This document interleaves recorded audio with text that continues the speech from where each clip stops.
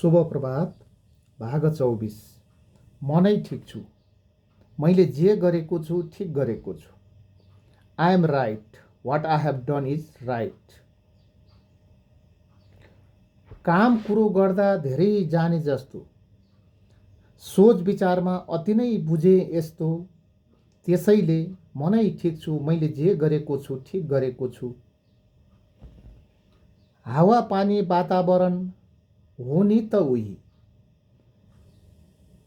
हावा पानी वातावरण हो नि त उही, जन्मजात र परिवेशले हामी जहाँको तहीँ। यसलाई मैले what I have done is 100% correct अथवा मैले जे गरेको छु ठिक गरेको छु भन्ने प्रत्यक्ष वा अप्रत्यक्ष रूपमा हामीहरू त्यसको पछाडि छौँ। जे कुराहरूको हाम्रो अनुभव छ, जे कुराहरू हामीले गरेका छौँ, जे कुराहरूको हामीले अनुभूति लिएका छौँ, त्यो कुरोमा हामी लागिराखेका छौँ र त्योभन्दा फरक संसार छैन, त्योभन्दा टाढाको होइन भन्ने कुरामा हामीहरू त्यही प्रति हामी त्यसको लिमिटेसनमा रहेर, त्यसको परिधिभित्र रहेर नै हामीहरूले आफ्नो क्रियाकलापहरू अगाडि बढाइराखेका छौँ। संसारका धेरै विद्वानहरूलाई हेरौँ न, धेरै निर्माताहरूलाई हेरौँ, धेरै त्याग तपस्या गरेका व्यक्तिहरूलाई हेरौँ, धेरै अप्ठ्यारो परिस्थितिबाट त्यसलाई मुक्त गरेका व्यक्तिहरूलाई हेरौँ। Plato, Marx, Mahatma Gandhi, Bishweshwar Prasad Koirala, Pushpalal Shrestha, Ved Vyas, Valmiki, Abraham Lincoln, Prithvi Narayan Shah, Gautam Buddha, Nelson Mandela जस्ता व्यक्तिहरू, जसले त्यतिखेरको अवस्थामा, त्यतिखेर समय र कालको परिस्थितिमा उहाँहरूले आफ्नो खालको एउटा कामहरू गर्नुभयो। What they have done that was also right.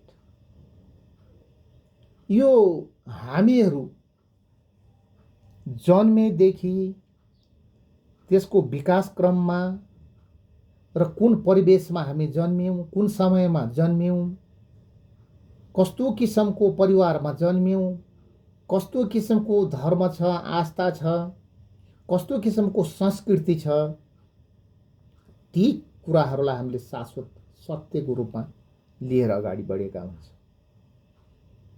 हामीहरूले जुन कुराहरूको अनुभव गर्यौँ, जुन कुराहरूलाई हामी अनुभूति गर्यौँ, ती कुराहरूमा मात्र हामीहरू के छौँ भन्दाखेरि सीमित छौँ। त्योभन्दा बाहिरको कतै त कल्पना गरेको हौँला, तर कल्पना नगरेका कुराहरू पनि हाम्रो ब्रह्माण्डमा, हाम्रो पृथ्वीमा, हाम्रो युनिभर्समा छन्। त्यसले गर्दाखेरि हामीहरूले के अवस्थामा हामीहरू छौँ भन्दाखेरि हामीहरू जन्मको आधारमा, हाम्रो शिक्षाको आधारमा, हाम्रो विकासको आधारमा, हाम्रो कल्चरको आधारमा, हामीलाई गाइड गर्ने व्यक्तिको आधारमा, हामीहरू समयको परिवर्तनको आधारमा फरक फरक कुराहरूलाई ठिक छ भनेर स्वीकारेर अगाडि बढेको देखिन्छ। तर हो पनि किन भन्दाखेरि मानिसको जीवन छोटो छ। त्यो छोटो जीवनभित्र विभिन्न प्रकारको घटनाहरू घट्ने गर्छन्, विभिन्न किसिमको क्रियाकलापहरू गर्नुपर्ने हुन्छ। मान्छे जिउनलाई पनि विभिन्न किसिमको अवस्थाहरूको सिर्जनामा हामीहरू प्रतिस्पर्धा गर्नुपर्ने हुन्छ। हामीले जानेको, हामीले बुझेको कुरालाई हामीले सत्य ठान्छौँ। कति कुराहरू हामीहरूले बाध्यात्मक तरिकाहरूले गरेका होला, कति कुराहरू लिमिटेसन होला, हामीले अनुभूति गर्न नपाउने। आर्थिक रूपमा लिमिटेसन होला, भौतिक रूपमा हामीहरूको लिमिटेसन होला, भूगोलको हिसाबले लिमिटेसन होला। हामीहरूले त्यो फरक खालको ठाउँमा जन्म नलिएर लिमिटेसन होला। जस्तो हिमालमा जन्म लगेको व्यक्तिको एउटा अनुभव होला, एउटा ठिक कुरा होला, पानी तताएर खानुपर्छ भन्ने होला। गर्मी ठाउँमा बसेको मान्छेलाई फ्रिजमा चिसो बनाएको पानी खानुपर्छ भन्ने ठिक होला। तर दुवै व्यक्तिहरू एक आपसमा ठिक हुन्।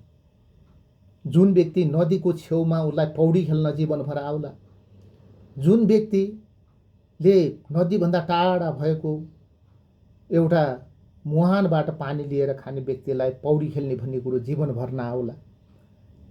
अब हिजोको अवस्थामा मान्छेहरू के त घोडा चढेर हिँड्ने चलन थियो, त्यसपछि गाडीको कुरो आयो होला, अहिले प्लेनको कुराहरू आउँदैछ, हेलिकप्टरको कुराहरू आउँदैछ।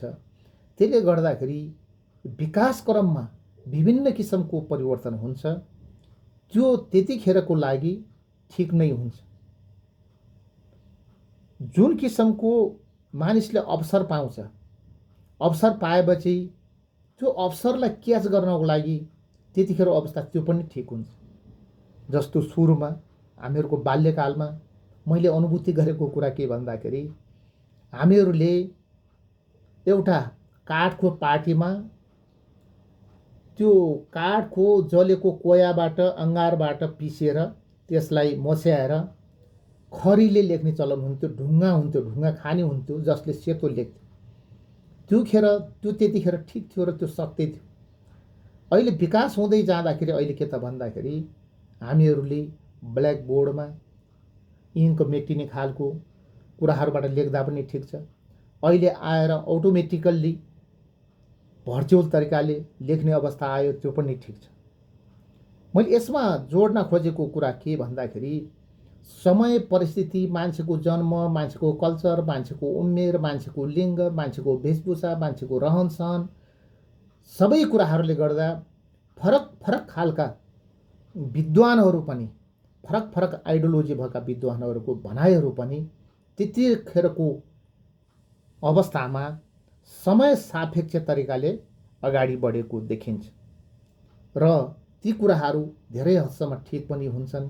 यसलाई हामीहरूले गहिरेर नियालेर हेऱ्यौँ भने त्यो गर्नुपर्ने कति कुराहरू खुसीका कुराहरू पनि होलान्, आनन्दका कुराहरू पनि होलान्, कति कुराहरू बाध्यात्मक पनि होलान्।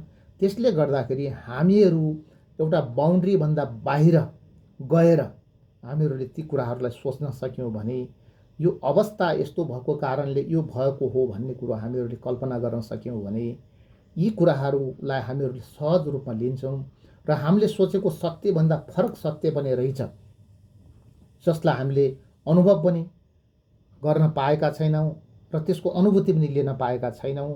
त्यसले गर्दाखेरि हामीले सोचेको कुराहरूमा पनि हामीले राम्रो कुराहरूलाई अगाडि बढाउँ, अरू हामीले सोच्ने भन्दा बाहिरका कुराहरूमा पनि हामीहरूले ती कुराहरूलाई स्वीकार गर्न सिकौँ। आजलाई यति नै, सबैको जय होस्।